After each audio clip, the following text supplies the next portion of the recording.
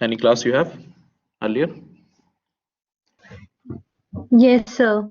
Yes, sir. We had two class before this class.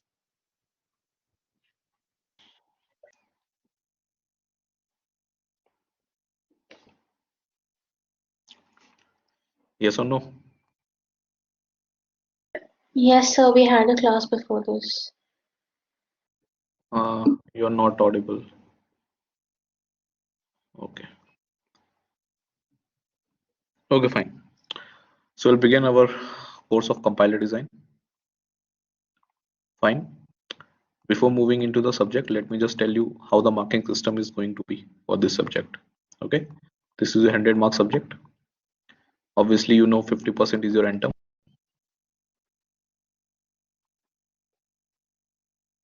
20% is your midterm. 30% are your internals. Right? Among these 30% internals, you will have 2 assignments in the whole course. They will be of 30% marks. You will have 5 tests. They will be of 50% marks. And 20% marks will be based on your class performance. How well you're responding in the chat box online classes. That will be 20%. Okay, so together they will comprise your 30% internals. I'm making this clear in the very first class so that you can manage. Because if you will just log in and you will not respond in the chat box, your 20% marks bhul jana, your internals will be out of 80 only. Clear, everyone? Among these 5 tests, 2 tests will be surprise tests and 3 tests I will inform you.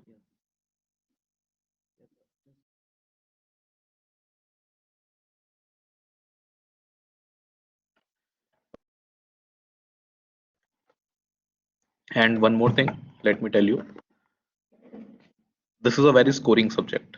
Okay, if you talk about that, very technical, very scoring subject. Either you will score very good marks in this or you will score very bad. Okay, there will be a binary curve. So just make sure you understand all the concepts clearly in the class itself. Regarding your book, there is a dragon book basically, How and Shetty. Okay, I will upload that on the Blackboard. You don't have to buy anything. The PDF of the book will be uploaded on Blackboard, and all the course plan and all the materials, everything will be uploaded on the Blackboard. First thing, your main target should be whatever I'm teaching in the class. Okay, if you are attending the class regularly, everything will be covered. Got this?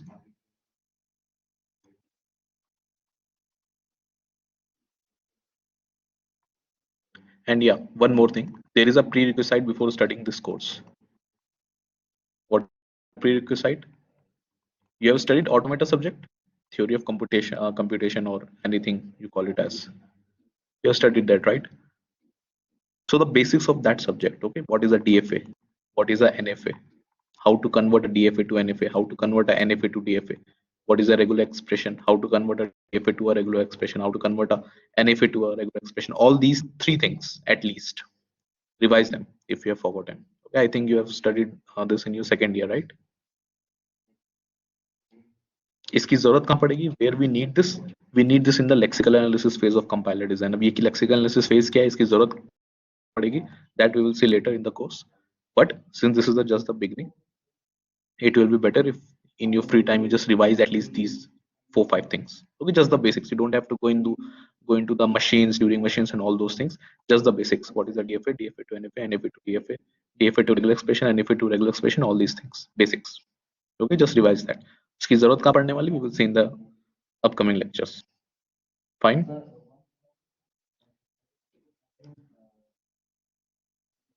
Okay, anyone wants to ask regarding your internals, how the evaluation is going to be, or anything else?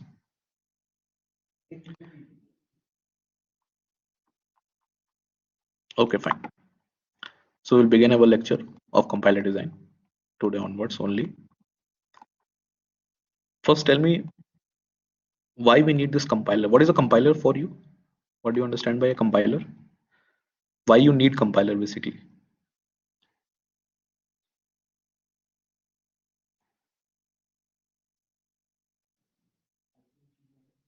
whatever answer you have, that see, you have to respond in the chat box. ठीक है, गलत बोलो, सही बोलो, कुछ भी बोलो, but I should remember your name by the end of this course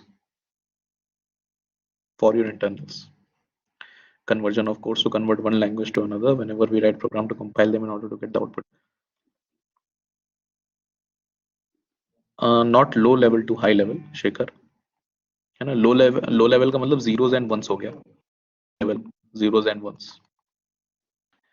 right? See, if I tell you that we need compiler just to see the errors in our code, will this be a right statement?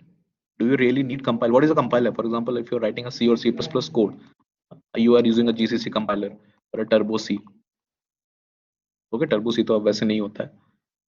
Now you are using code blocks and all those things, right? Code blocks is not a compiler. Basically, it is a IDE, integrated development environments. Today's time, there is nothing like compiler separately. Everything is inside this IDEs which you use. Okay, some online IDEs are also there regarding HackerEarth and all those things.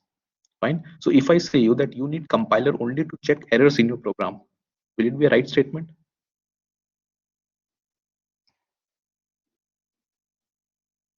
This is one function of compiler, but it is not used for error detection.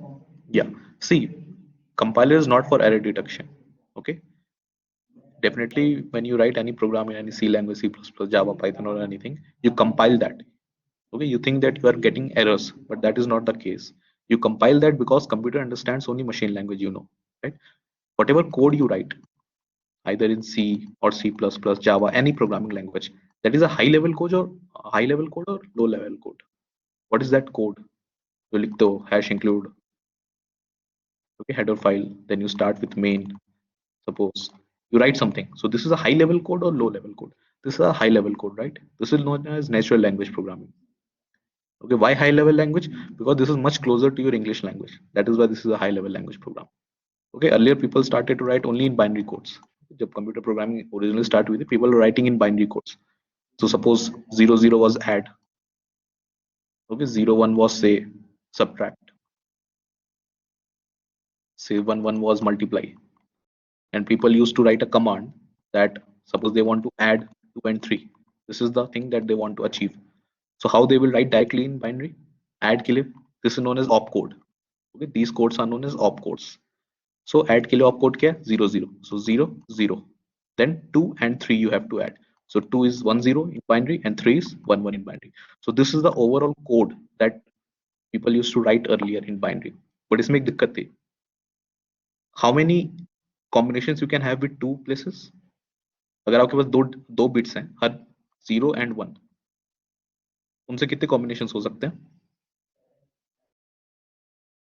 4, right? 2 to the power 2. 4 combinations you have. Bits तो आपके पास binary में दो ही हैं, zeros and ones, right?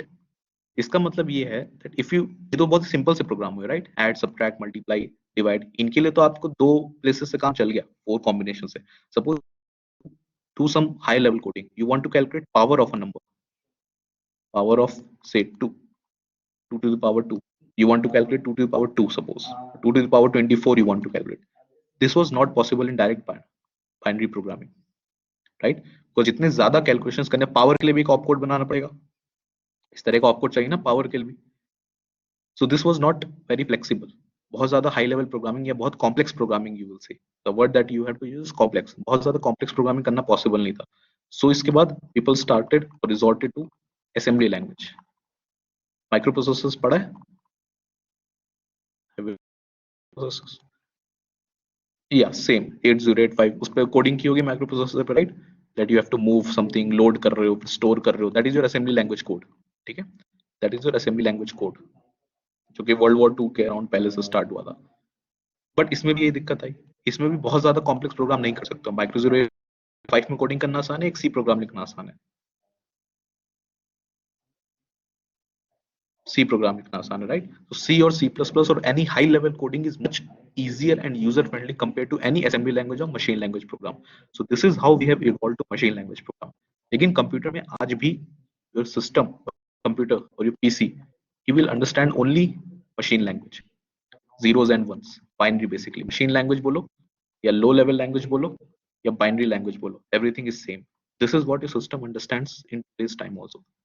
आप तो पहुंच गए high level language तक, लेकिन कंप्यूटर को अभी भी जीरोस एंड वंस ही समझ में आना है. So we needed something, we need convert this machine language to binary language, and this is where compiler comes. Okay, any programming language, any high level language you want to develop, कोई भी खुद की कोई language develop करनी है ABC, वो language तब तक रन नहीं कर सकती है till the time you don't have a compiler for the language, for this same language.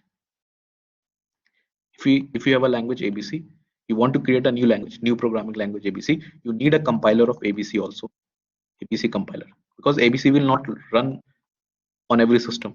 ABC will run on only ABC compiler, right? For example, एक कोड ब्लॉक्स में सी हुआ है, उसको उठा के नोटपैड में लिख दो, क्या वो नोटपैड में रन होगा? Will that program run in a notepad? No, right? That program will not run in a notepad. That program will not run on a MS Word file. You need a special compiler for that. And this is what is the work of a compiler. Compilers are not there to give errors in your program. Errors के लिए एक दूसरा module होता है, that is known as debuggers. पहले separate module होता था, आज के टाइम में debuggers और compilers को लोग interchangeably यूज करते हैं, but they are different things. Okay, definitely you compile your program. उसमें से जो error आती है वो आपको debuggers शो करता है जनरली केसेस में, क्योंकि कंपाइलर अंदर ही होता है वो आज. Got this? So what is compiler basically? Why we need compiler? We need compiler to convert, in a general sense you can say, one language to another. ऐसा जरूरी नहीं है कि हाई लेवल से लो लेवल जा रहे हैं, low level से भी हाई लेवल आ सकते हो, उसके लिए भी कंपाइलर यू कैन राइट. एक कंपाइलर ऐसा लिख सकते हो जो जावा को सी में convert, that is known as cross compilers. पढ़ेंगे इसके बारे में बाद में, राइट? सो कंपाइलर्स आर, ये क्या है कंपाइलर? एक हार्डवेयर है, सॉफ्टवेयर है, और is a program, computer program itself. What is a compiler? एक GUI है, IDE है. What is this? Compiler is a program in itself. Okay, ये भी एक कोड ही है. एक सी के कंपाइलर को देखोगे तो खुद सी में लिखा गया होगा. एक C++ के कंपाइलर को इफ यू विल सी, वो C++ में लिखा गया होगा. Compiler is a program in itself. इस पूरे चैप्टर में this is a system subject basically, compiler design. Okay, इसकी लैब नहीं है. इसकी लैब होती तो दिस वुड हैव बीन, जो भी हम लोग क्लास में पढ़ रहे हैं, you would have implemented them. बहुत सारे टूल्स पढ़ेंगे हम लोग, lex tools, YAC tools, parsers पढ़ेंगे. सो ये सारे you would have implemented in the lab, but there is no lab for this. Okay, but still, if I say you what is a compiler, so compiler is a program, a computer program basically, which converts one language to second language. It can be any higher language से lower भी हो सकता है, lower से higher भी हो सकता है, higher language से assembly language भी हो सकता है. It can be anything. Okay, कुछ कुछ जगह जनरल सेंस में इसको बहुत ही स्पेसिफिक कर दिया जाता है, that a compiler is something that converts your high level program to low level program. Got this sense? So when I say you, what happens actually? Suppose you have written a C program. You have written a C program, high level C code लिख लिया आपने. Now what happens when you press that compile button? Compile and run नहीं. Suppose you have pressed the compile button. What happens after that? This high level language, this is known as your language code or high level language program. This high level language program is first sent to a module that is known as preprocessor. This is sent to a module that is known as preprocessor. Compiler के पास जाने से पहले this is first send to preprocessor. Preprocessor के बाद it is send to the compiler, जो actual model. And या one more thing, around 36 to 40 lectures will be there of compiler design in this whole course. जो भी online lectures कर रहे हैं इसकी रिकॉर्डिंग तो अवेलेबल है, but when you are making the notes, okay, just put a date there notes में, ताकि suppose and you want to revise parsers में भी you want to revise top down parsers, और top down parsers में भी you want to revise LL1 parsers, तो ढूंढ नहीं पाओगे वीडियोस में वो कहाँ पे है.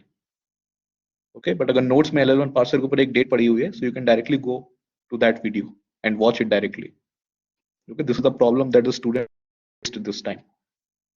Okay, they didn't put any date in their copies, so it's for your convenience only, just put a date so that when you are revising, क्योंकि जरूरत पड़ेगी वीडियो दोबारा देखने की.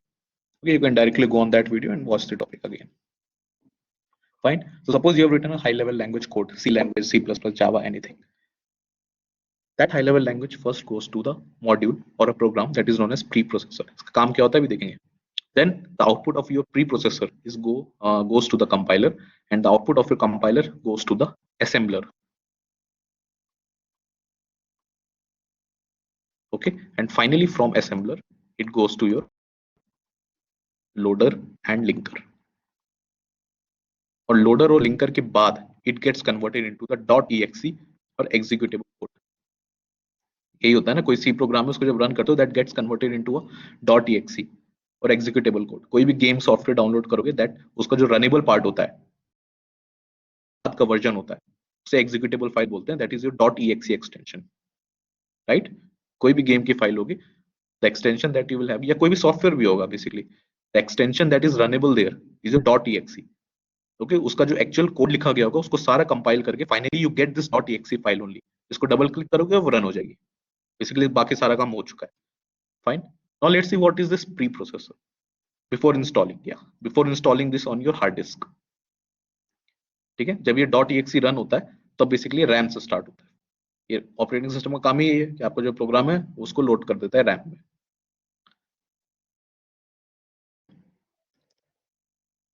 Now first let's see what is this preprocessor module. Okay, this is basically your language processing system.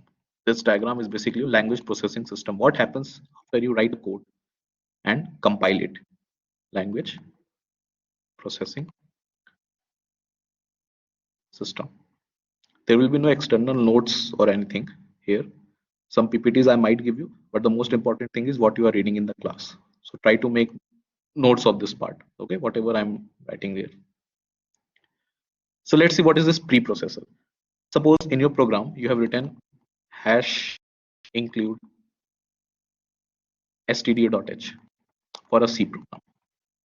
ठीक है, preprocessor का काम होता है, the work of this preprocessor module is to remove all these hash includes. जितने भी hash includes हैं, ठीक है, इनको ये remove करके प्रोग्राम में इंस्टॉल कर लेगा. This is for your language substitution. Okay, this is your substitution module.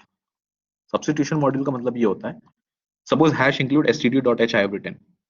ठीक है, तो ये क्या करेगा, hash include std.h की जितनी भी फाइल्स हैं, okay, this is your header file, right. इसके अंदर फंक्शंस होंगे बहुत सारे. कौन कौन से फंक्शंस होते हैं? प्रिंटफ फंक्शन होता है एक, स्कैनफ फंक्शन होता है एक, राइट. फाइल हैंडलिंग के फंक्शंस होते हैं. All these functions are present inside this std.h header file.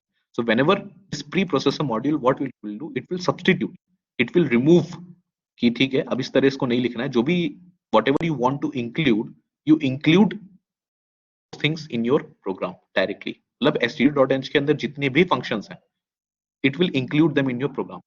ये replace कर देगा इस चीज को. दूसरा example, suppose you have written a type definition or macro expansion that is hash defined, say max 100. ऐसे लिखते हो ना जब भी array का प्रोग्राम बनाते हो, because you know in C program you cannot have a of n basically, right. बिना डायनेमिक मेमोरी एलोकेशन के array का मैक्सिमम साइज सेट नहीं कर सकते.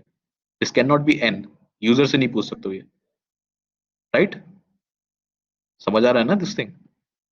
सो क्या करते हैं, ऊपर हैश डिफाइन मैक्स 100 लिख देते हैं कि जितनी बार भी in your program you will encounter max. Max का मतलब है automatically it will be substituted with 100. This is known as macro expansion. This is known as macro expansion. Okay, so again what this preprocessor directive will do, पूरे programme में जहां जहां उसे max दिखेगा it will substitute max with 100 ताकि compiler का काम आसान हो जाए. बेसिकली कंपाइलर का काम आसान कर, it is trying to reduce the workload of compiler. क्योंकि ये सब कुछ पूरा पूरा कंपाइलर के पास भेजोगे तो compiler will try to find कि मैक्स कहाँ है, अब मैं उसे रिप्लेस करूं 100 से. Compiler will try to see, अच्छा std.h हेडर फाइल इंक्लूड करनी थी, I will try to now see. Basically compiler का ओवरहेड पड़ेगा, right. So this preprocessor module reduce the workload of your compiler. कैसे रिड्यूस करता है, दो काम करता है. First it do file inclusion. File inclusion मतलब जितने भी header files you have written hash include std.h, तो std.h के अंदर जितनी भी फाइल्स है सारी की सारी इंपोर्ट हो जाएंगी.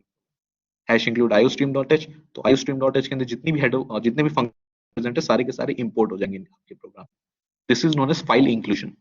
पहला काम ये करता है preprocessor directive. Second work that it do is this macro expansion. Okay, hash define max 100 और भी macro expansion होते हैं. I'm not sure you have heard of them. If else वगैरह भी पढ़े होंगे ना, if else के macro expansion होते हैं. First sem का syllabus है वैसे ही है. पर जितने भी टाइप के macro expansion होते हैं with your hash, ठीक है, सारे को रिमूव कर देता है and it includes everything in your program, ताकि कंपाइलर के पास अब जो आउटपुट जाएगा that will be your pure high level language. Okay, now your compiler will not receive just that high level language, it will receive a pure and a clear high level language. मतलब basically सारा काम हो चुका होगा, stdio.sys की सारी header files include हो चुकी होंगी, जितनी जगह मैक्स आया होगा वो रिप्लेस होकर 100 से रिप्लेस हो गया होगा. ओके, और भी जितने मैक्रो एक्सपेंशंस किए होंगे या और भी जितने फाइल इंक्लूजन्स किए होंगे सबका सब हो चुका होगा प्रोग्राम में. Got this?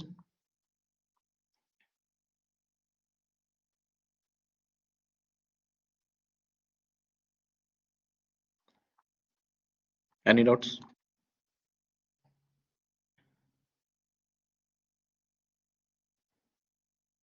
Fine.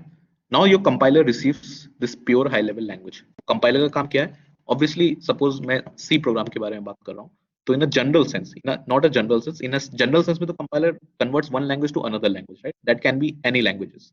But suppose I'm talking specifically about C compiler or C++ compiler. तो वहाँ पे the work of the compiler is convert this pure high level language into low level language. अब वो low level language का मतलब ये नहीं होता है that compiler directly your C code into zeros and ones. वो ऐसा नहीं करता है, it converts it into assembly code first.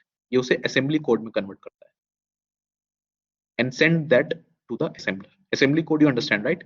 Zeros and ones ये हो गए, फिर जो load, फिर suppose move R1 value to register R, फिर add something. This is your assembly code, and then comes your high level language code. For का loop लगा है, something.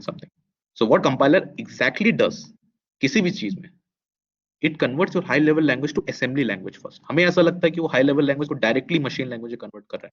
We think that compiler converts high level language to directly machine language, but ऐसा नहीं है. उसमें बीच में वो intermediary phase आता है एक assembly language का. Compiler converts your high level language to assembly language first. उसे assembly language convert करके assembler के पास भेजता है. Got this? This is the work of the compiler, and this is our syllabus. हम basically इस compiler को expand करेंगे अभी. We will expand this compiler. इसके अंदर क्या क्या है? But right now we are seeing an overview कि कैसे, what happens after you write a program. Got this? So the basic work of your compiler is to convert that pure high level language to assembly code. Fine. And that assembly code is then sent to your assembler. Assemblers are platform dependent. Keep this thing always in mind. Obviously you have seen, right? Microprocessor 8085 का code 8086 पे नहीं चलेगा. Right, हर assembler, हर platform के लिए assembler different होता है. Assemblers are platform dependent. Compiler भी पूरा का पूरा प्लेटफॉर्म इंडिपेंडेंट नहीं होता है. इसमें भी कुछ ऐसे फेजेस होते हैं which are platform dependent. What I mean platform dependent is, suppose Intel का सीपीयू है आपके पास, एक आपके पास एएमडी का सीपीयू है, राइट. इंटेल वाले के लिए 64 बिट पे जो आप कंपाइलर लिख रहे हो सी प्रोग्राम का, जरूरी नहीं है वो that same compiler of C program will run on the AMD processor और एएमडी चिप आल्सो. एक स्मार्टफोन के लिए जो कंपाइलर लिख रहे हो सी का, जरूरी नहीं है कि लैपटॉप पे चले. एक लैपटॉप पे जो कंपाइलर लिख रहे हो सी का, the compiler that you are writing on a laptop, it's not compulsory that will run on a tablet also, right. So this is what I mean by platform dependent. So assemblers are always platform dependent. अगर आपने एक Intel के chip पे assembler बनाया है, वो कभी भी AMD के चिप पे नहीं चलेगा. Okay, assemblers are always platform dependent. This assembler, the work of this assembler is to take this assembly code and convert this into something known as relocatable machine code. ये assembler का काम होता है finally जो machine code zeros and ones के form में बनाता है. Relocatable machine code. Why relocatable machine code? See, operating system you have read, right? तो ऑपरेटिंग सिस्टम में दो एड्रेसेस होते हैं, एक होता है लॉजिकल एड्रेस, एक होता है physical address. What is the logical address? Logical address of a program is जो प्रोग्राम को लग रहा है कि उसका एड्रेस है, उस लॉजिकल एड्रेस हम लोग ऑफसेट ऐड करते थे, एक्चुअल फिजिकल एड्रेस मिलता था जहां पे वो मेमोरी में स्टोर्ड है, राइट. यही पढ़ा है ऑपरेटिंग सिस्टम में, that this is your logical address which the program thinks the address is, and when you add some offset to it you get the actual address कि वो exactly memory में कहां present है. सो ये जो physical address है, okay, actually में memory में उसे कहां जाने को, ये मेमोरी में कहां लोड होगा, मेमोरी में आके रैम में लोड होगा, राइट. रैम की मेमोरी तो फिक्स नहीं होती है कि पहले 4 बाइट यहां लोड हो जाएंगे फिर अगले 4 बाइट यहां लोड हो जाएंगे. रैंडमली जहां पे भी जगह खाली होगी, व्हाटएवर स्पेस हो सकता है, ये स्पेस इतनी भरी हो, ये स्पेस ऊपर की इतनी भरी हो, ये स्पेस खाली हो, तो ये जो प्रोग्राम आ रहा है C program that has to load here, right. इस पार्ट में इसको लोड करना है. So ये जो एड्रेस है रीलोकेटेबल एड्रेस पाए because this program, the output of this assembly language code, the output of this assembler, this can be located anywhere inside your RAM. जहां पे भी स्पेस मिल जाएगी जो भी उसका फिजिकल एड्रेस हो जाएगा. That is why this is known as relocatable machine code. And we send this relocatable machine code to another module that is loader and linker, जिसका काम होता है फाइनली आपको एग्जीक्यूटेबल मशीन कोड देना कि अब ये मेमोरी में लोड हो चुका है. ओके, लोडर का जैसे नाम name it suggest, you have to load this into the memory. Loader का काम है जो प्रोग्राम आ रहा है उसको उठा के एग्जैक्टली मेमोरी में रखना. Okay, so this is your final executable machine code. Got the idea? So what has happened till now? This is your high level language or high level language code. This is first sent to the preprocessor. Preprocessor का काम होता है file inclusion करना. जितने भी hash include header files है, you have to include all them. It has to do the macro expansions. Hash defined constants है, सबको रिप्लेस कर देना. Basically it's acting like a substitution. ठीक है, ताकि कंपाइलर काम आसान हो जाए. Then this pure high level language is sent to the compiler and finally compiler converts that pure high level language into assembly code. And that assembly code is obviously assembly code है तो assembler के पास ही जाएगा. And that assembler converts it into relocatable machine code, जिसको आप memory में कहीं भी रख सकते हो. Fine. Then finally it goes to your loader and linker and loader loads it into the memory. ठीक है, any doubts?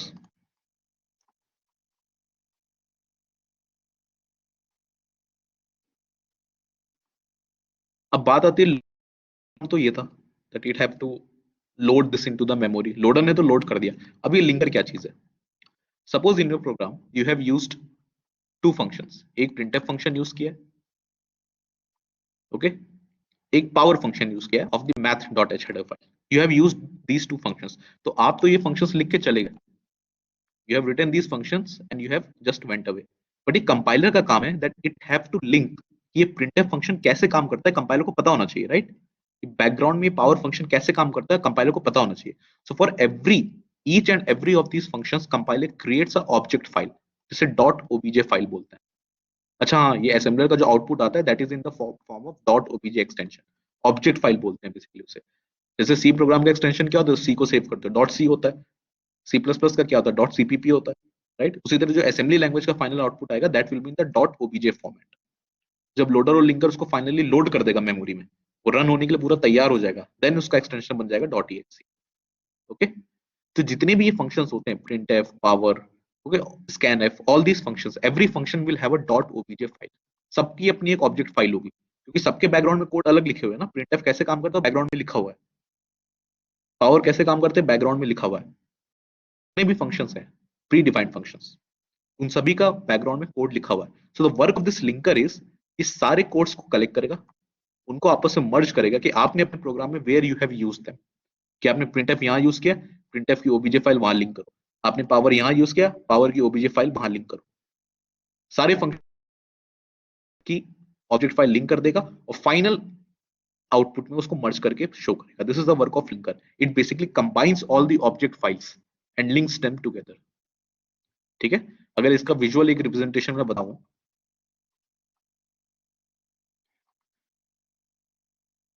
तो सपोज असेंबलर का जो आउटपुट आ रहा है, this output of assembler will look something like this.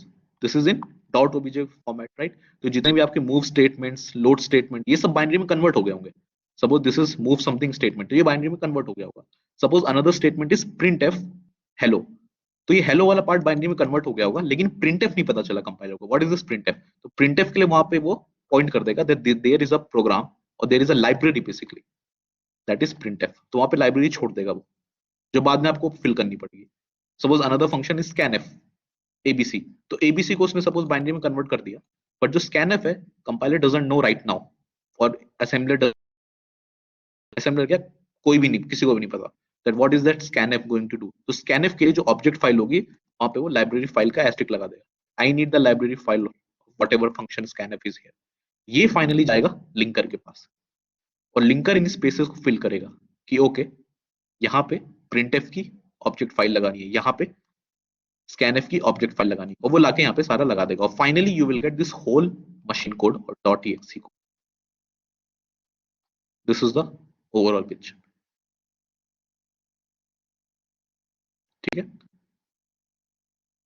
कभी कभी ऐसा हो सकता है in your program that you don't this library files नहीं लगी ऐसा कोई, ठीक है। आपने प्रोग्राम में प्रिंटफ का पहले से ही बता दिया कि प्रिंटफ का मशीन कोड ये होने वाला है, तो डेफिनेटली लिंकर की जरूरत नहीं होगी, खाली लोड हो जाएगा। ऐसा होता नहीं है रियल लाइफ के प्रोग्राम में, but you can have that also. Got the idea? Any doubts anyone?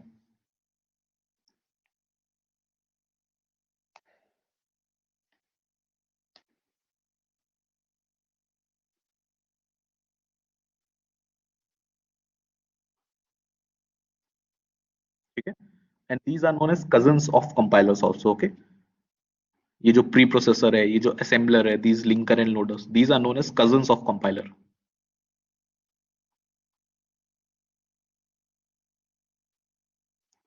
Fine, we are not going to read everything in detail, हम पढ़ने वाले हैं कंपाइलर के बारे में। We will now expand this box कि ये जो pure high level language compiler में आ रही है और जो फाइनली असेंबली लैंग्वेज ये आउटपुट कर रहा है, इस बॉक्स के अंदर क्या है, what is inside this box. इस बॉक्स के अंदर 6 फेजेस हैं एंड दो 6 फेजेस आर योर मॉड्यूल्स, वही सिलेबस है। Got this? Any doubt?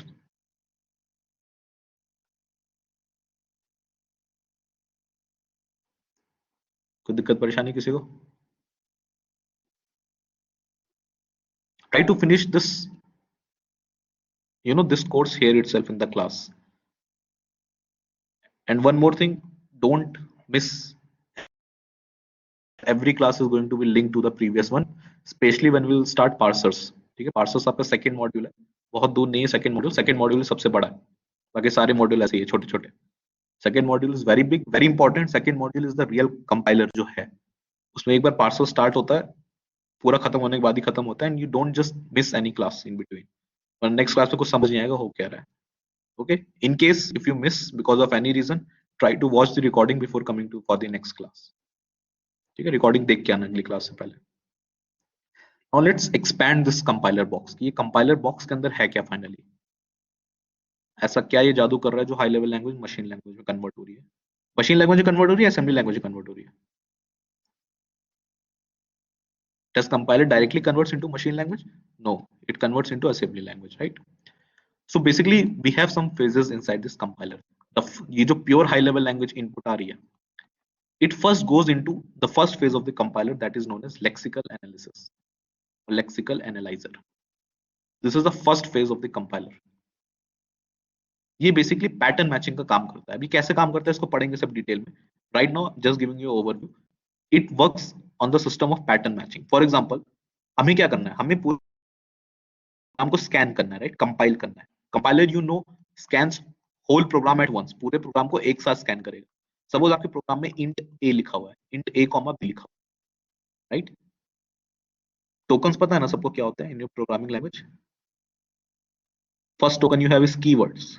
Keyword होते हैं if, else, for, while, do while, class, ये सारे कीवर्ड्स होते हैं जिनका अपना खुद का मतलब होता है। This is the first token. जैसे एटम होता है स्मॉलेस्ट इंडिविजुअल यूनिट, उसी तरह टोकन्स होता है प्रोग्राम्स का smallest individual unit. Everything you write from your hash symbol to the last closing bracket, everything is a token. किसी ना किसी टाइप का टोकन वो होता ही होता है। For example keywords if, else, for, while, do while, class, main, these are keywords. Okay, then comes your identifiers. Identifiers क्या होते हैं? ये सारे नाम जो आप देते हो, इंट के बाद ए और बी लिखा तो ए और बी आइडेंटिफायर है। क्लास का जो नाम देते हो, फंक्शंस के जो नाम देते हो, वॉइड, ऐड, तो ऐड एक आइडेंटिफायर है। वॉइड के what is a keyword, right, add is a identifier.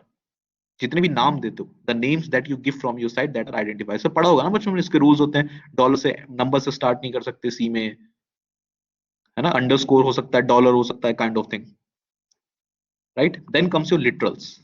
Literals are basically your data types, int, char, float, long, double, right? These are your literals. They are known as literals. Then comes your operators, plus, minus, divide, plus, minus, all these things. And last comes your punctuators. जितने भी brackets, semicolon, comma, ये सारे punctuators. So if you see, everything what you write in your program is a kind of token, right? अभी कौन से type का token है? For example suppose int encounter हुआ, तो कंपाइलर को पता चल जाना चाहिए ना कि ये एक इंटीजर है, this is a kind of a literal, this is a kind of a literal. फिर उसे ए इनकाउंटर हुआ तो कंपाइलर को पता चलना चाहिए this is a kind of identifier.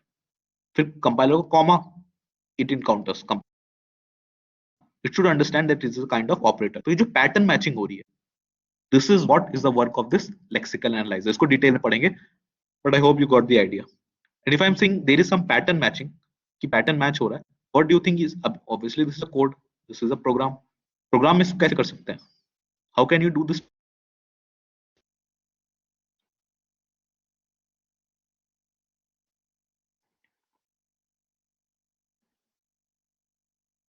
How can you do a pattern matching in your program?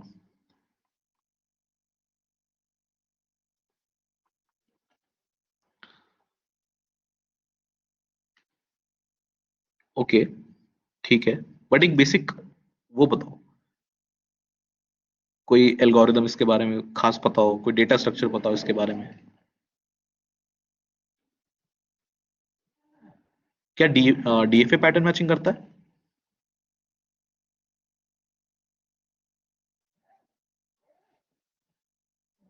Can we do some pattern matching using DFA?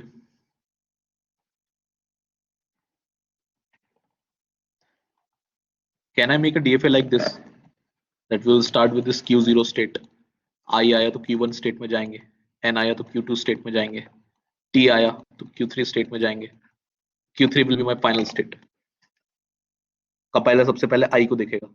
इस तरह के और भी DFA बने होंगे. एक DFA सपोज if के लिए बना होगा. Q0 I आया तो मैं यहाँ जाऊंगा, F आया so I will accept it. Suppose अभी दो ही DFA हैं, वैसे बहुत सारे हैं, सपोज दो ही DFA हैं. कंपाइलर एनकाउंटर्स आई. अच्छा, ये जो लेक्सिकल एनालाइजर फेस है, this will go character bye character, पूरा एक साथ नहीं पड़ेगा, एक एक कैरेक्टर एक एक बार में पड़ेगा. सबसे पहले उसको आई दिखा, तो ये भी हो सकता है, ये भी हो सकता है, दोनों पैटर्न्स आर पॉसिबल. फिर उसको एन दिखा, क्या ये सेकंड वाला हो सकता है? ये कैंसिल हो गया. आई दिख गया, एन दिख गया, last one is T. T भी दिख गया, you reach the final state.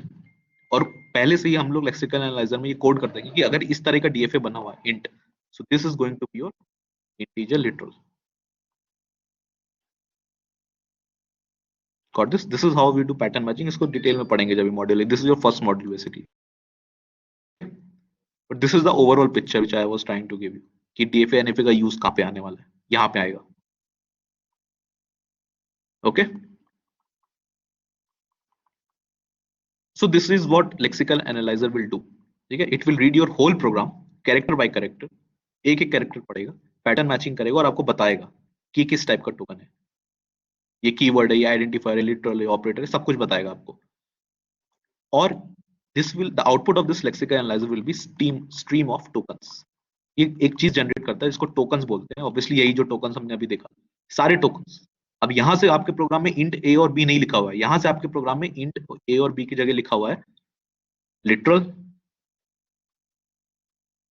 Identifier, identifier, कुछ ऐसा आगे जाएगा आफ्टर दिस लेक्सिकल एनालाइजर. पूरे प्रोग्राम के लिए everything will be converted into stream of tokens.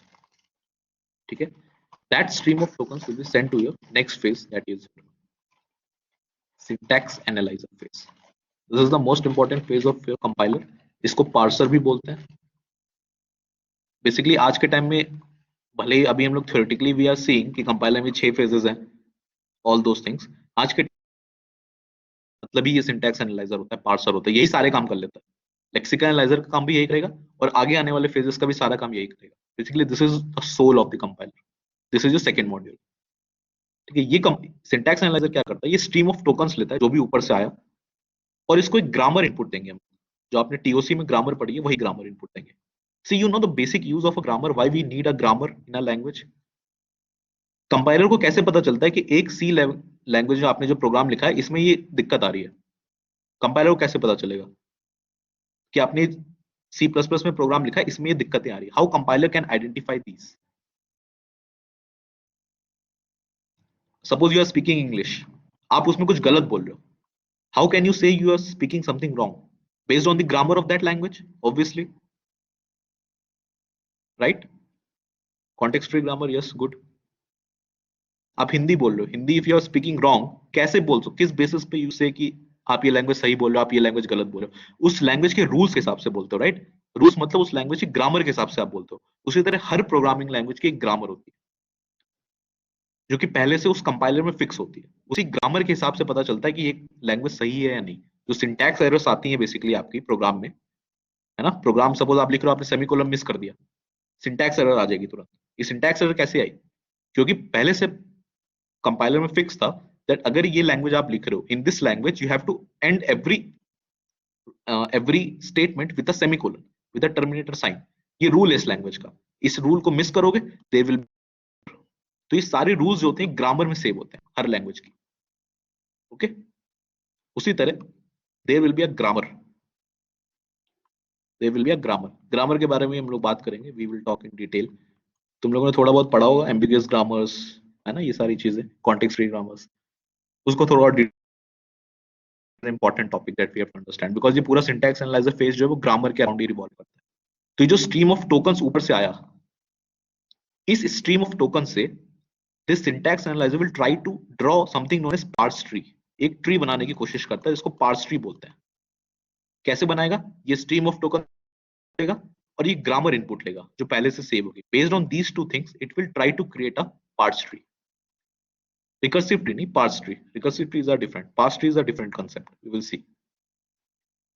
It will try to create a parse tree. अगर ये पार्स ट्री बना लेता है तो आपकी प्रोग्राम में भी सिंटैक्स एरर नहीं है।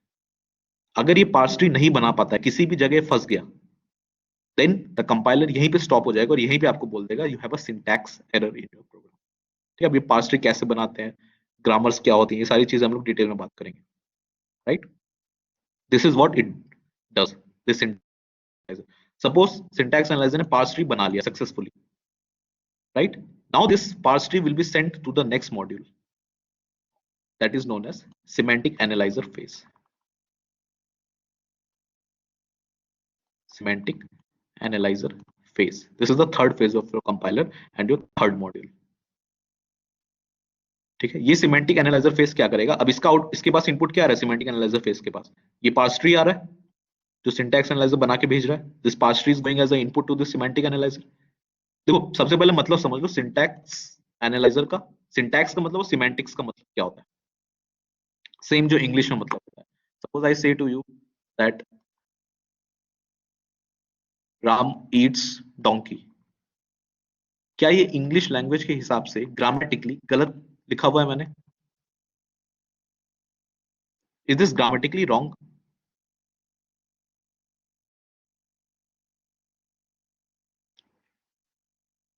नो, राइट, ग्रामेटिकली ये रॉन्ग नहीं है। तो अगर ये ग्रामेटिकली रॉन्ग नहीं है तो syntax analyser will definitely create the parse tree of this. ये पार्स ट्री बना देगा। अगर ग्रामेटिकली रॉन्ग नहीं है तो जब ये चीज सिंटैक्स एनालाइजर के पास पास होगी it will create the parse tree, right. लेकिन क्या इसका मीनिंग सही है? मतलब हो सकता है मतलब कोई डोंकी वोंकी खाता हो, बट जनरल केस में this is a wrong meaning, right.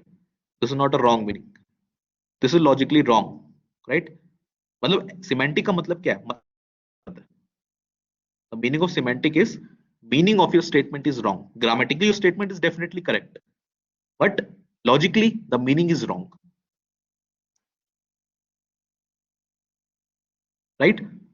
For example, I say that Mahesh runs over water. अब ग्रामेटिकली सेंटेंस गलत नहीं है, but logically this is a wrong sentence, this is not possible, right. So ये सारी जो दिक्कतें हैं जो सिंटैक्स एनालाइजर दूर नहीं कर पाएगा because they are grammatically right, ये सारी चीजें will be removed by this semantic analyser phase. Semantic analyser phase क्या करेगा? This semantic analyser phase will create another parse tree, एक और पार्स ट्री बनाएगा, that will be known as semantically verified parse tree. इसको SDT भी बोलते हैं, syntax directed translation. क्या होता है सब थर्ड मॉड्यूल में देखेंगे, ठीक है। This creates another parse tree that is known as semantically verified parse tree. मतलब ये सारी सिमेंटिक दिक्कतें भी दूर करेगा, semantically verified parse tree. Okay, this is the work of semantic analyzer phase, and it will send this to your another module, the compiler, that is intermediate code generator, intermediate code generator or ICG. This is another module of the syllabus. Intermediate code अब यहां तक till intermediate code generator कोई भी compiler you are writing, you can write it on any platform. यहां तक compiler platform independent है। Intel पे भी सेम चीज कोड लिखोगे, सेम कोड लिखोगे, एक टैबलेट पे भी सेम कोड लिखोगे और एक मोबाइल फोन पे भी सेम कोड लिखोगे। यहाँ के बाद से लेके असेंबलर तक एवरीथिंग इज प्लेटफॉर्म डिपेंडेंट। ठीक है, so till the intermediate code generator, इसका फायदा भी बहुत होता है, फायदा नुकसान क्या होता है, will talk in the upcoming classes, fine, but just a overview that till this phase you can write the code। इस अब ये सारे जो फेजेस तुम लिख रहे हो, syntax analyser, semantic analyser, everything is just code only, right? कोई हार्डवेयर का पीस नहीं कि चिप उठा के लगा दी, सारा का सारा कोड है जो खुद से लिखना है। ऑब्वियसली थ्योरेटिकल सब्जेक्ट है हमारा, तो we don't have to write it, but this is how a compiler is written for every programming language. Output of this intermediate code generator are various DAGs होते हैं, डायरेक्टेड असाइक्लिक ग्राफ, सबसे popular होता है 3 address code, जो कि हम लोग देखते हैं। 3 एड्रेस कोड मतलब y equals to x plus z। इस लाइन में कितने एड्रेसेस हैं, मेमोरी एड्रेसेस या मेमोरी रेफरेंसेस है? 3 है, राइट? एक y के लिए, एक x के लिए, एक z के लिए। This is known as 3 address code, that at max you can have 3 variables in a single line. This is the most popular representation जो कि सारी प्रोग्रामिंग लैंग्वेजेस के लिए अडॉप्ट किया गया, सी, सी प्लस प्लस, सबके लिए। फाइन, इसके सिवा भी बहुत सारे होते हैं, वी विल सी जब आएगा। इस इंटरमीडिएट कोड जनरेटर का जो आउटपुट होता है, that is given to your code optimiser. Okay, this is the second last phase of compiler, that is code optimizer. This is the optional phase. Code optimiser का काम ये होता है कि अगर किसी तरह you can reduce some number of lines in your program, for का लूप लगा है, अननेसेसरी 2 लूप लगे हुए हैं, क्या एक लूप को हटा के हम लोग प्रोग्राम की मीनिंग को स्टोर कर सकते हैं? मतलब प्रोग्राम का मीनिंग डेफिनेटली चेंज नहीं होना चाहिए, बट क्या लूप्स कम कर सकते हैं? Why? Because if you know that, right, in your program सबका ऑर्डर ऑफ एनी होता है हर लाइन का, खाली लूप्स की वजह से आपका ऑर्डर ऑफ एग्जीक्यूशन बढ़ जाता है, order of m, order of m n, n square तक चला जाता है। किस वजह से जा रहा है? सिर्फ लूप्स की वजह से जा रहा है, right?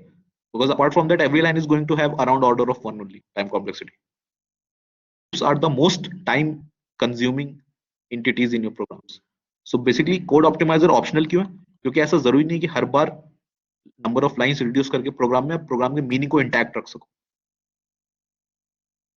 Okay, so based on your time, energy and cost, you have this code optimizer phase.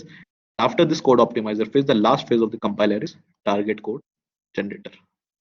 This target code generator converts the final or gives you the final assembly language code. ये finally आपको ये move a, b, load, store जो आप code करके आए 8085, ये वैसा कुछ कोड फाइनल आउटपुट देगा जो कि जाएगा असेंबलर के पास, फिर वहां से लोडर लिंकर, इस तरह कहानी आगे बढ़ती रहेगी। Okay, so what has happened till now? This was your high level language program. जब ये कंपाइलर के अंदर आया तो सबसे पहले गया लेक्सिकल एनालाइजर के पास, lexical analyser converted this into stream of tokens, जो कि गया सिंटैक्स एनालाइजर के पास, syntax analyser converted this into parse tree, जो कि गया सिमेंटिक एनालाइजर के पास, semantic analyser converted this into semantically verified parse tree, जो कि इंटरमीडिएट कोड जनरेटर के पास गया। Intermediate code generator gave you 3 address code और डैग और any of the outputs जिसके लिए भी आपने प्रोग्राम लिखा है, वो जाएगा कोड ऑप्टिमाइजर के पास। कोड ऑप्टिमाइजर ऑप्शनल है, अगर कर सकते हो कोड ऑप्टिमाइजेशन पॉसिबल है तो करेंगे, नहीं है तो नहीं करेंगे। Then the last phase is target code generator. This target code generator gives you the assembly code, और ये असेंबली कोड फाइनली जाएगा असेंबलर के पास, असेंबलर से लोडर लिंकर, फाइनली .exe। ठीक है, अभी जितने फेजेस हमने पास किया है, एक एग्जांपल लेंगे बहुत ही सिंपल सा, से x equals to a plus b करके बहुत ही सिंपल सा प्रोग्राम लेंगे सपोज, और सारे फेजेस से पास करके देखेंगे होता क्या इस प्रोग्राम के साथ इन द नेक्स्ट क्लास। ठीक है, ताकि you will get a overall idea कि this is what is going to happen to this program. उसके बाद एक एक फेज को we will cover in detail. So this is your overall syllabus. अच्छा हाँ, यहाँ पे एक सिंबल भी होती है, एक एरर हैंडलर भी होता है, जिससे सारे फेजेस बात कर रहे होते हैं। अभी सिंबल टेबल क्या होती है, एरर हैंडलर क्या होते हैं, सब 4th 5th मॉड्यूल में आएगा तब देखेंगे। ठीक है, so in the next class we will take a small example और सारे phases से पास करके इसको देखेंगे, and then we will start. Any doubts you have?